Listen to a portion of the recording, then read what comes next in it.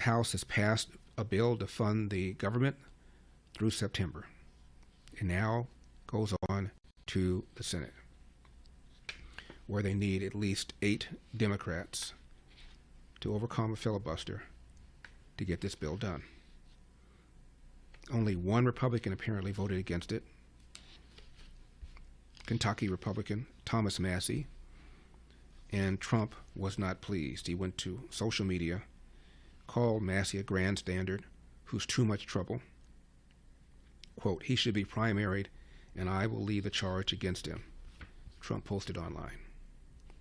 Massie responded by saying Trump was attacking me and Canada today. The difference is Canada will eventually cave, meaning, I guess, he won't. What would Democrats do right now? They'll do what they always do. They'll lick their fingers, put it in the air, and see where the wind is going. And if past is prologue, the party that is blamed for shutting down the government, if there's a government shutdown, gets hurt in the polls. Since the Democrats are intent on trying to regain control of the House in the midterms, they cannot afford this. So my prediction, I'm often wrong. Actually, I'm not that often wrong, am I? My prediction is that there'll be enough Democrats in the Senate so this thing ultimately gets done. Chuck Schumer, when asked a little while ago what he intended to do, he said, well, let's see what the House does first. Well, you know what the House has done now. They voted down party lines with one exception to pass this. Now, if Trump pulls this off, again, another massive victory.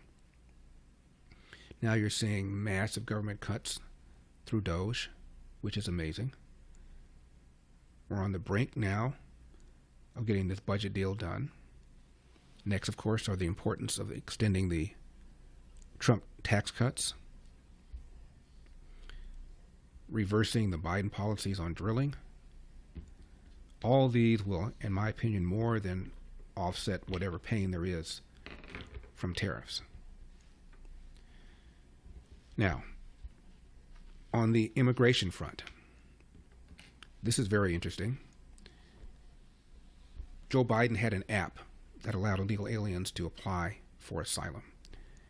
Bill Maluzhin of Fox News describes what the Trump administration has done to repurpose that app, number 14.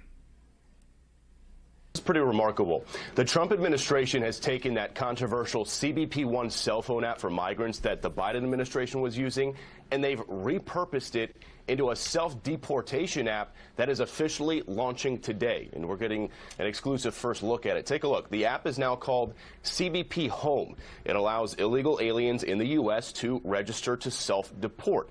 They fill out biographical information, including their countries of citizenship, which country they plan to return to, their alien registration numbers, their contact information, and it allows them to upload photos of themselves to confirm their identity. All of it is then submitted to CBP, and they leave the country. Now, you might be asking yourself, well, why would an illegal immigrant want to self-deport? Well, DHS says if they leave now, they will have the opportunity to return to the U.S. legally in the future and chase the American dream. But if they don't leave, they will be found, arrested, detained, and deported with a permanent ban on entry into the United States. In a statement to Fox News, DHS Secretary Kristi Noem said in part, quote, the Biden administration exploited the CBP-1 app to allow more than 1 million aliens to illegally enter the United States. With the launching of the CBP Home app, we are restoring integrity to our immigration system. If they don't self-deport, we will find them, deport them, and they will never return. The Biden administration's use of the CBP-1 app allowed more than 40,000 migrants to come into the U.S. at a port of entry every single month. That totaled nearly 1 million migrants by the end of his presidency.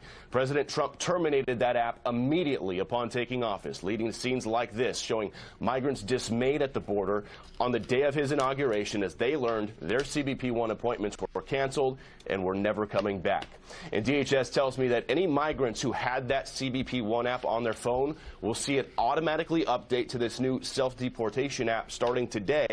And DHS can also use the data from the prior CBP-1 registrations to track migrants for removal. So in a nutshell, Dana, Trump just took Biden's program, which was bringing migrants in, and has now totally repurposed it to get them out.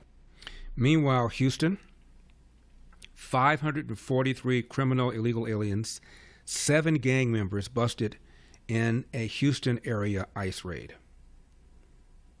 Raid was carried out by Bureau of Alcohol, Tobacco, and Firearms, the FBI, DEA, Texas Department of Public Safety, the Diplomatic Security Service, the U.S. Marshal Service, and several other state and local law enforcement agencies led to the arrest of a total of 646 illegal aliens. Included in the arrest were 535 criminal aliens and 7 documented gang members. Thanks for watching these clips from The Larry Elder Show. If you enjoyed this content, be sure to subscribe to my channel and hit the bell icon so you never miss a moment. More thought-provoking discussions are just a click away, so stay tuned, and we'll see you in the next one.